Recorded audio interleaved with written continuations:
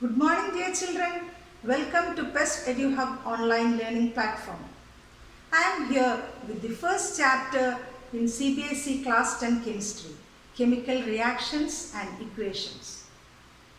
If you look around, you can observe different changes occurring continuously. For example, day and night happening, seasons are changing, fruits are ripening, etc., etc. And you have also studied that in your previous class that these changes can be broadly classified into two categories. Do you remember? Yes, the physical change and chemical change. Let me give you two instances. The first one, take a small bowl of water and keep in the freezer of your refrigerator. The second one, take a glass of milk and keep in room temperature in this summer.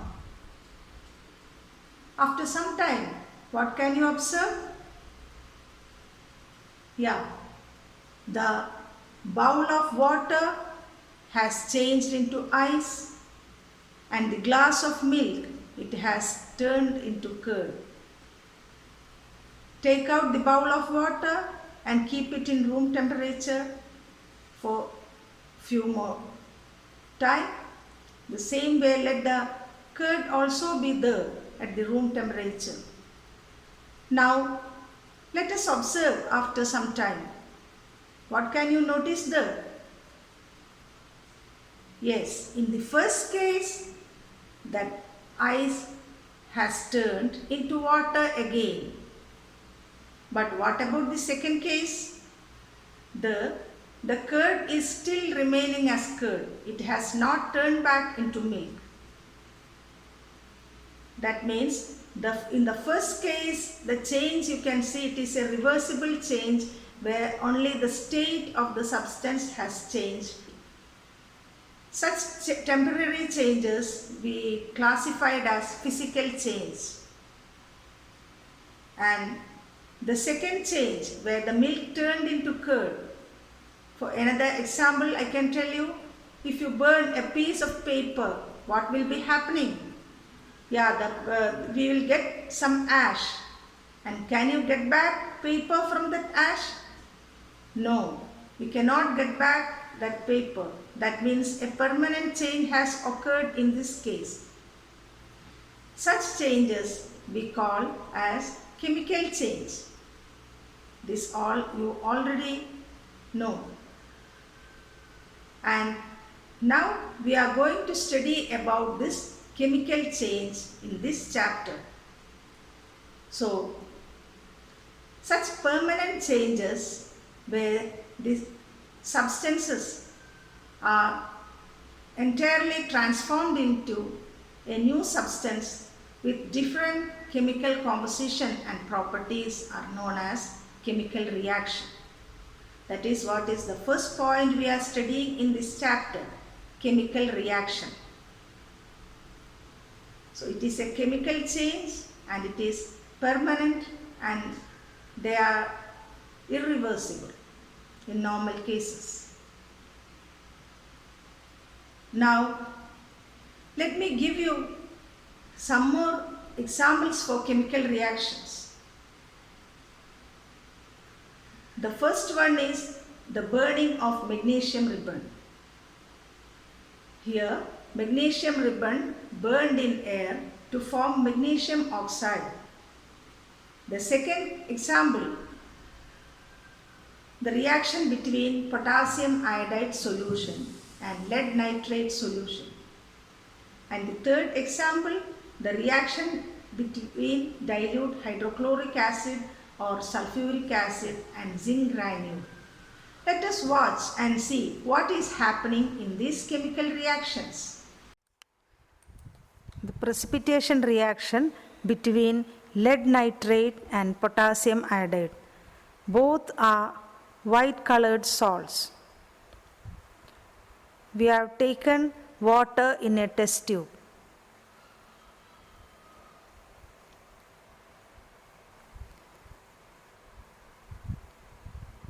A pinch of lead nitrate salt is taken in a test tube.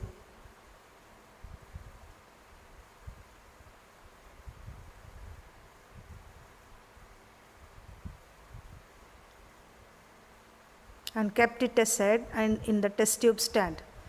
To the second test tube, we take a pinch of potassium iodide salt. It is also white in color.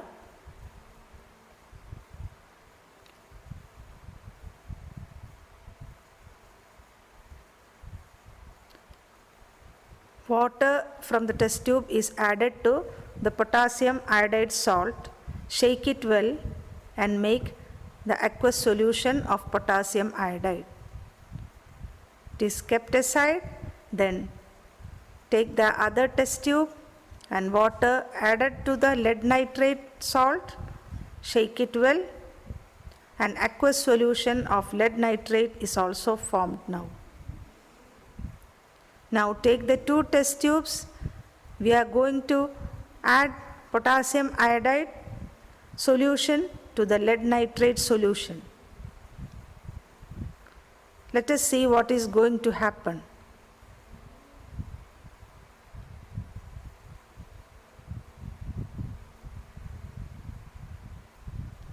A fantastic yellow colored precipitate is formed. You can see the yellow color is due to the formation of lead iodide.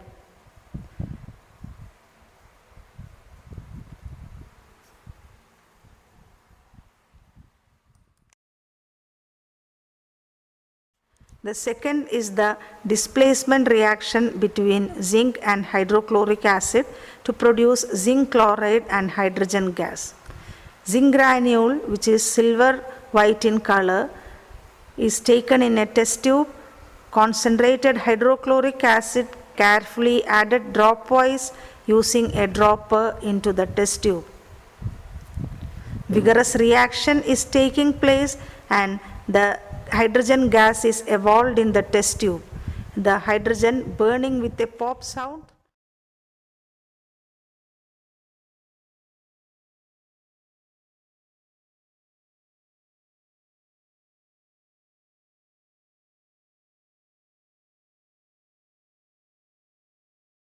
Yes, I think now it's clear for you. Reactions which you have watched here, the changes are clearly evident for you, isn't it?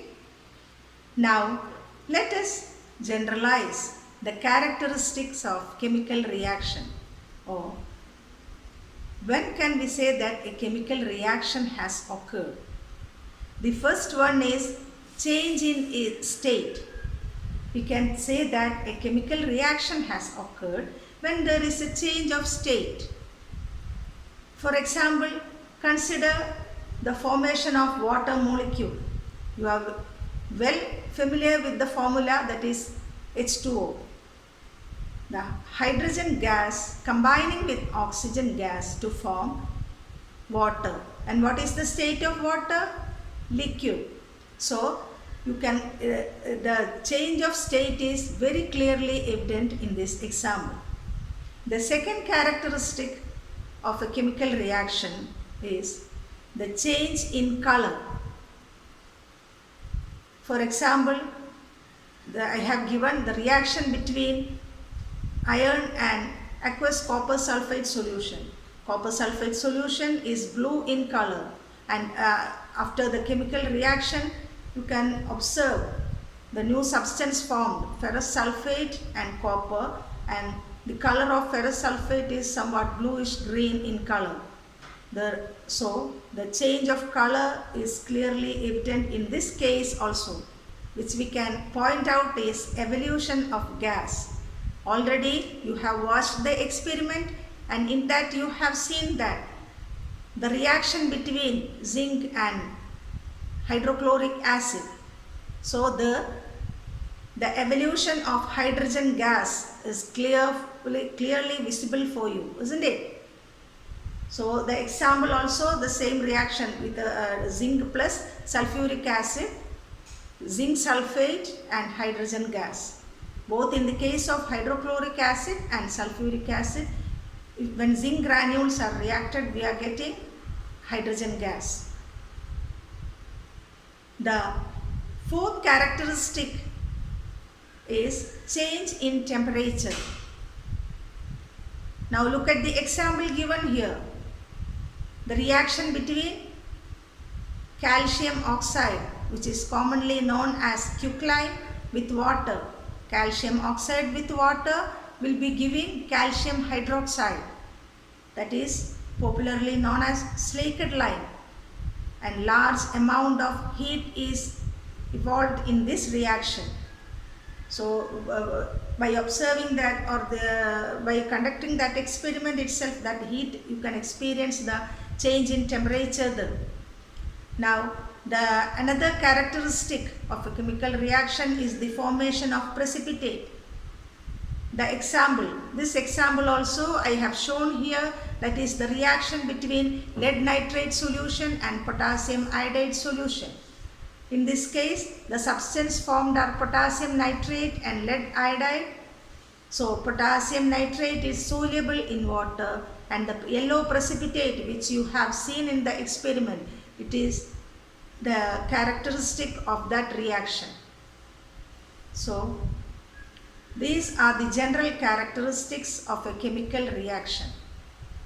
Now let us see how we can represent this chemical reaction in a convenient manner. When we are, for example, take the first reaction we have seen, that is the burning of magnesium in air. Magnesium plus oxygen to give magnesium oxide, that is the reaction. So when we are writing it in, expressing the equation in word, it will be taking a long way. So to make it more convenient, the chemical reactions are represented symbolically, and this is known as chemical equation. Chemical equation is the symbolic representation of chemical reaction using symbols and formula of the substance taking part in the reaction. Let us see an example. Let us take the first case of chemical reaction which we have seen here. The reaction of magnesium plus oxygen to give magnesium oxide. Now you know the symbol of magnesium, isn't it? Magnesium plus oxygen to give magnesium oxide. This is the first reaction we have seen here. Now the substances taking part in a chemical reaction, we call them as reactants. And the substances formed as a result of chemical reaction, in this case only one new substance is formed, so we call them as product.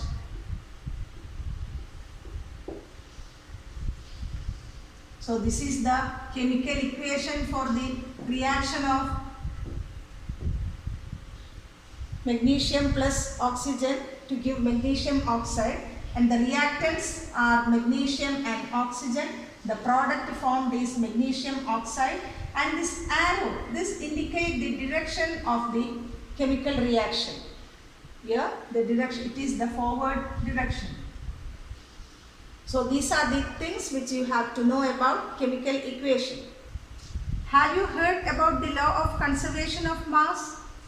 Yes, we have heard it in previous classes. According to the law, mass can neither be created nor destroyed during a chemical reaction. That means the total mass of the products will always be equal to the total mass of the reactants formed in a chemical reaction.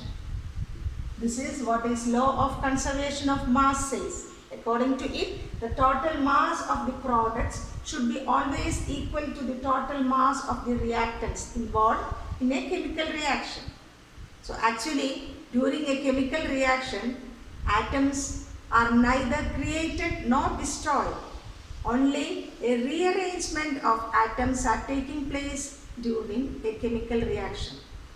That is another point you have to remember in this context. So, to keep up with the law of conservation of mass, we have to balance the chemical equations. So, the next topic which we are going to study is how to balance a chemical equation. Let us see.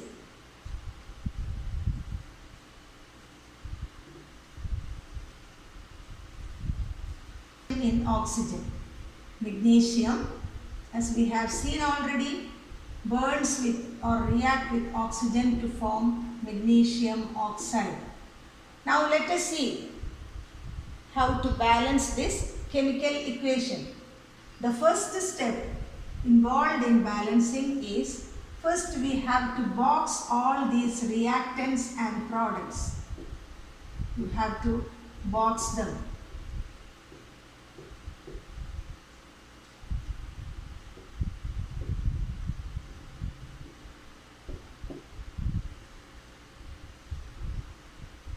Now, the second step is,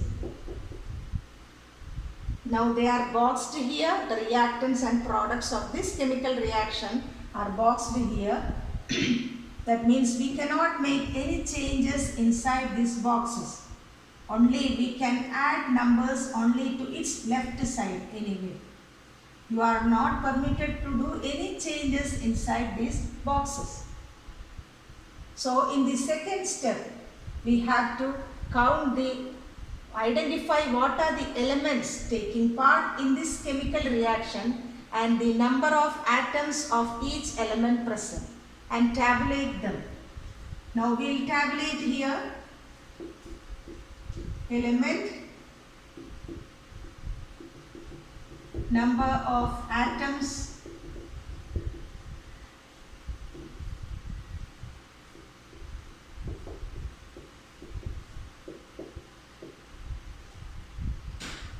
both sides we have to consider. So this is left hand side and this is right hand side. The table will be like this.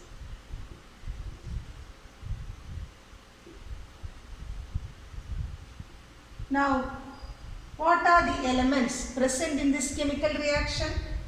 Yes, here we can see only, we can identify only two elements, that is magnesium and oxygen. So let us write magnesium, oxygen. Now count the number of atoms of magnesium present in the left hand side. Only one magnesium atom is present. What about the right hand side? Only one magnesium atom is present. Now let us take the case of oxygen. How many atoms are there in left hand side?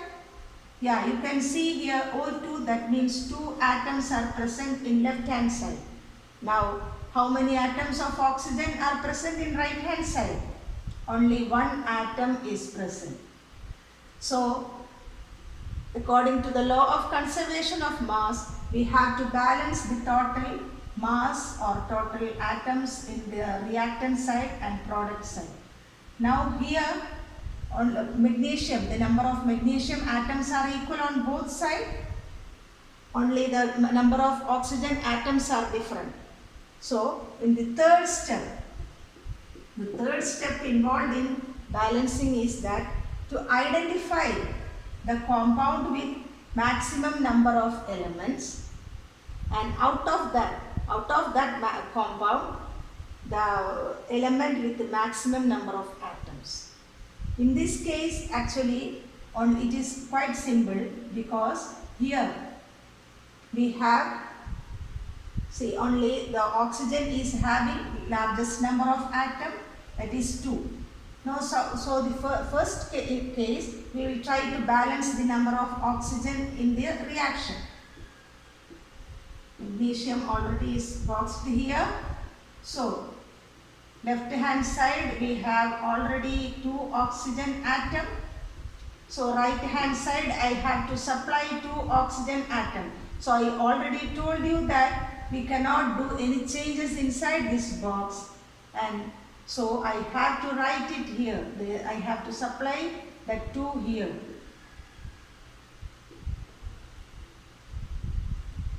Now look at the equation here. One left hand side, 2 magnesium atom on the right hand side.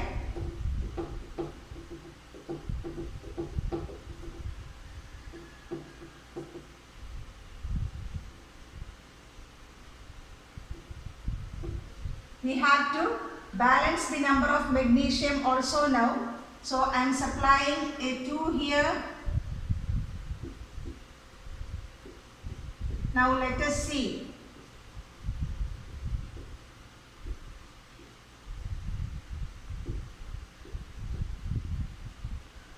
Now let us count the number of atoms of each element here. In the left hand side you can see 2 magnesium atom. Right hand side also you can see 2 magnesium atom. Then here in left hand side 2 oxygen atom and right hand side also 2 oxygen atom.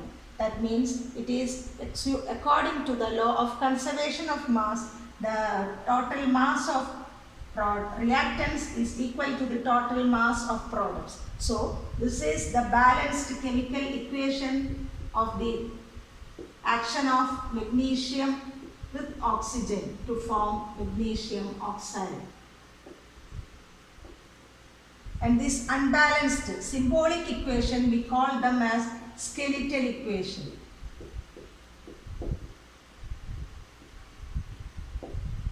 So from this skeletal equation we have reached the balanced chemical equation of the burning of magnesium in air through different steps.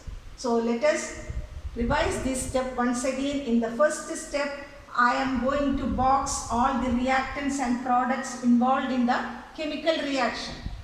You have to remember that no changes should be made inside this box.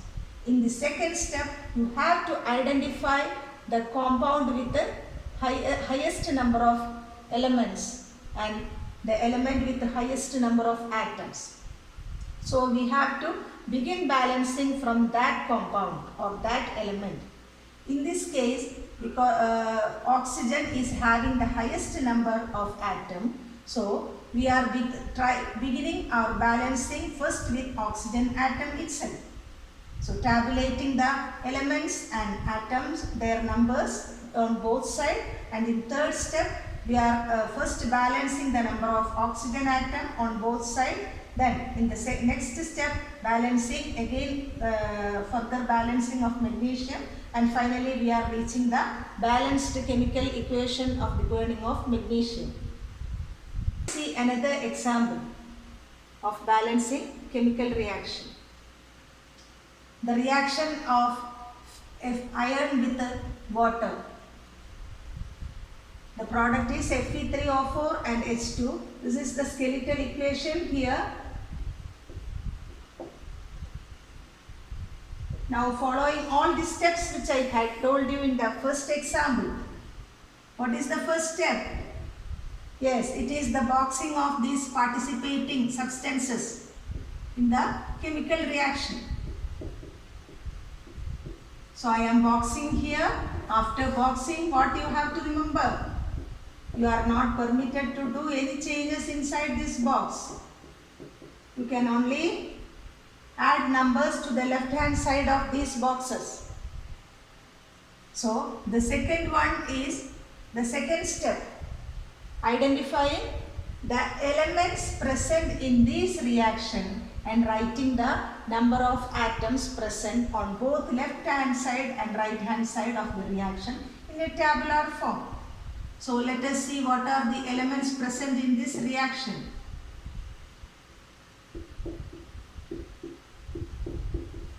What is the first element?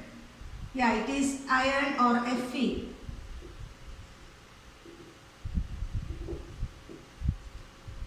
Now next element present here, hydrogen, and the next one, oxygen. Now you have to count the number of atoms on both left hand side and right hand side of each element and record here. What about Fe? Yeah, left hand side only one atom present and in the right hand side there are 3 atoms of iron present. Now next, what about hydrogen? Left hand side we have 2 atoms, right hand side we have 2 atoms present here. So in this step the number of hydrogen is balanced. Now next step, what about oxygen? The third element, oxygen. Left hand side we have 1 atom and right hand side we have 4 number of atoms. So now we have to find a way to balance these inequalities. Now third step. What was the third step? To find out the largest or biggest compound present in this chemical reaction. It is clear for you that Fe3O4 is the biggest compound here, and out of this biggest compound, the element with the largest number of atoms is oxygen. Oxygen with the 4 atoms. So my first step is to try to balance the number of oxygen atom. Now let us see how can we balance the number of oxygen atom here.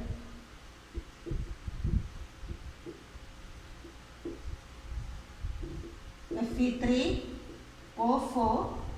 So right hand side there are 4 oxygen atom here. So I am supplying that 4. I have to balance the number of oxygen atom on left hand side. So I am adding the number 4 here. So now look at the equation. Check the number of atoms of each element here. In the case of iron, it is left hand side is 1, right hand side is 3. Then in the case of hydrogen, now left hand side. What happened to left hand side now?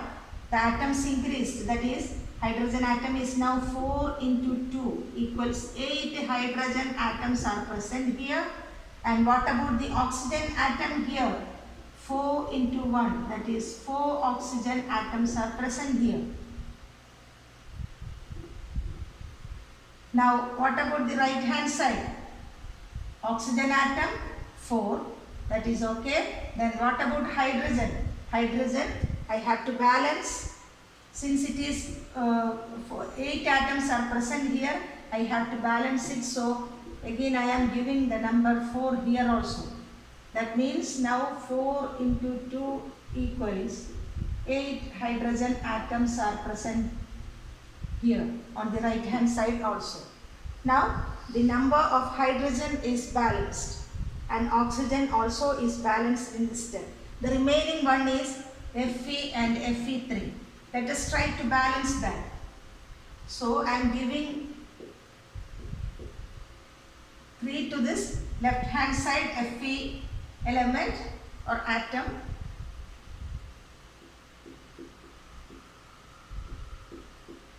Now the remaining equation,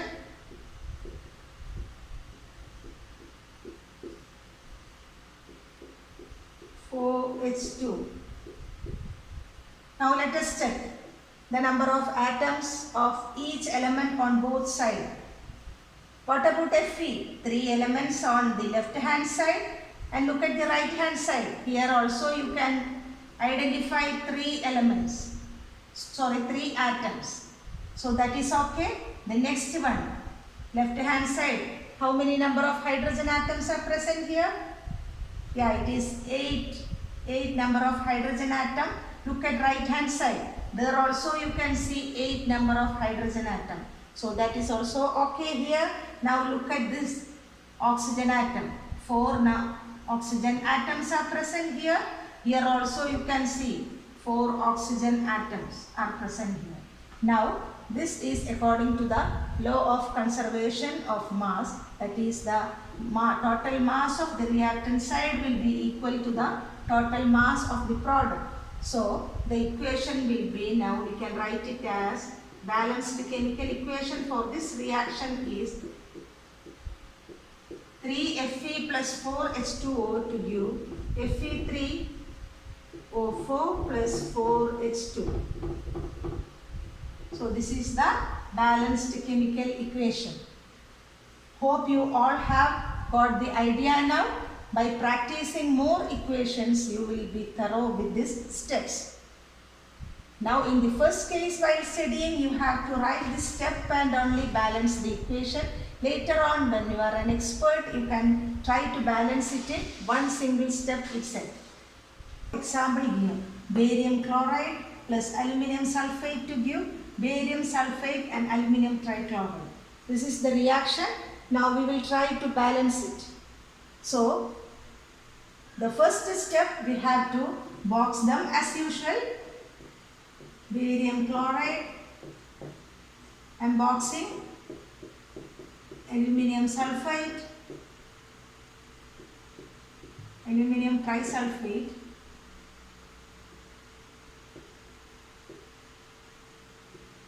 barium sulfate and aluminum trichloride.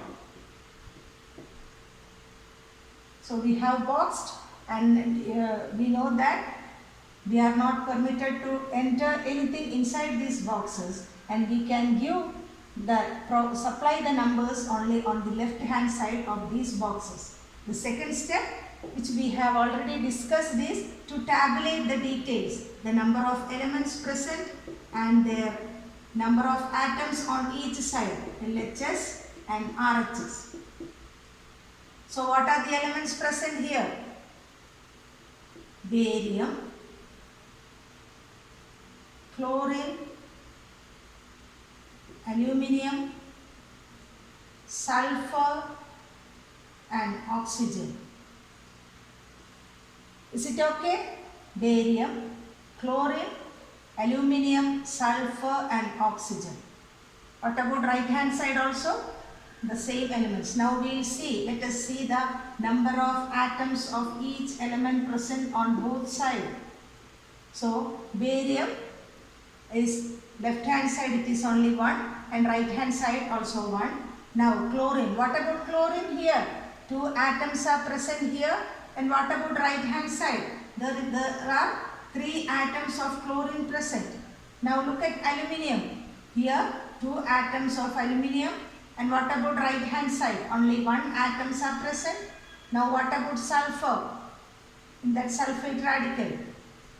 So since bracketed, so this 3 is common to both these elements of this radical. So here we can say sulfur, it is 3 atoms of sulfur is present here, and there 1 atom of sulfur is present.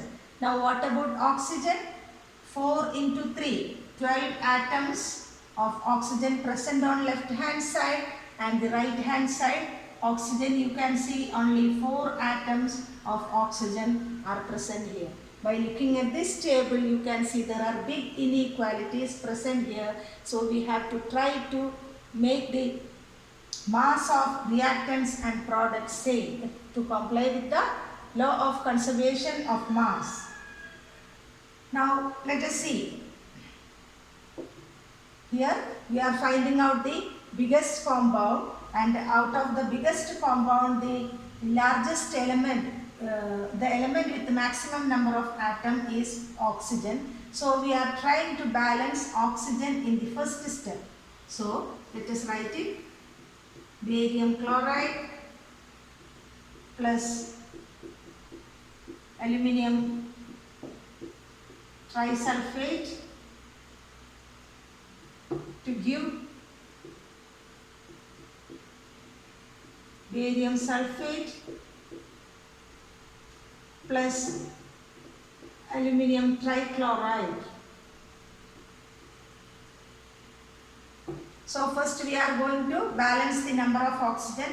Here we have 12 oxygen atom, and here we have only 4 oxygen atom. So to balance that, I am giving here the number 3. Now look at the case. Now barium, here left hand side it has become 1, and right hand side it has become 3 barium atom. One difference you noticed here. Then chlorine, what about chlorine? Already it is unbalanced and remaining there. Then what about here? Sulfur, 3 sulfur and here 3 sulfur. So they are balanced now. And oxygen, 12 oxygen, 3 into 4, 12 oxygen. So the number of oxygen also okay here. So in next step I have to balance the number of barium atoms here. Let me see. We have seen that 3 barium atoms are present now. So we'll try in next step to balance the barium. So the equation will be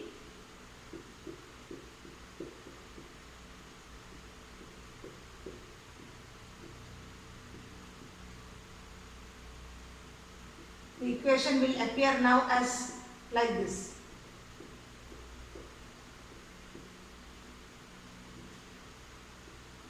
Now check the number of atoms on both sides of each element. Barium it is 3. What about chlorine? 3 into 2, that is 6 chlorine atoms are present here. What about aluminium? It is 2 aluminium atom and sulfate. Radical again, sulfur 3, oxygen 12 atoms are here. Barium, now here this side also 3. And what about sulfur here? 3, that is also okay. And oxygen 12. Now the next we have to see the number of chlorine. Here we have 6 chlorine atom. So to balance the number of chlorine atom there, I have to give 3 into 2 is 6. So here already Cl3. What should be the number supplied here? Left hand side. Yes, 2.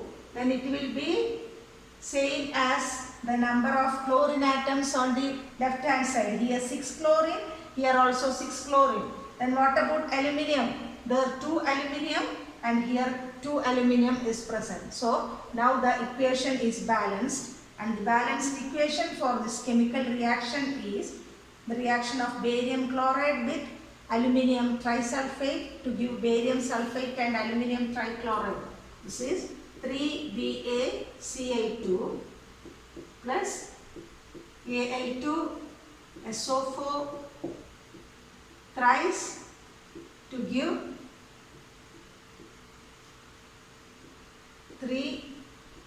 3BaSO4 plus 2AlCl3. Now check all of you whether all the elements on both sides the number of atoms are equal.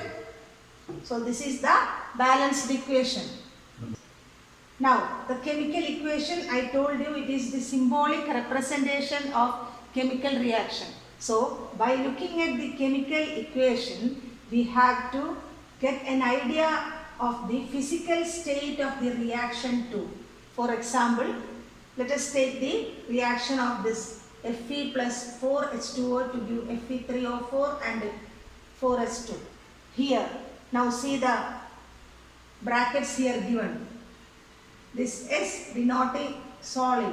The solid, iron in solid state reacting with the gaseous water molecule to form solid Fe3O4 and hydrogen gas. So, by looking at this equation, we will get the physical state of the chemical reaction too. So, the physical state which can be denoted in a chemical reaction are the gaseous state denoted by G, letter G, solid state by S, then liquid state by the letter L, and one more aqueous state.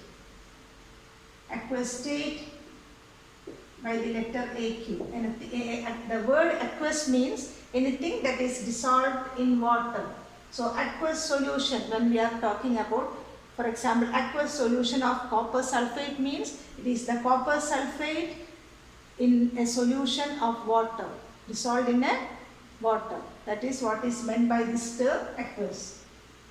So with this we are coming to the end of today's topic.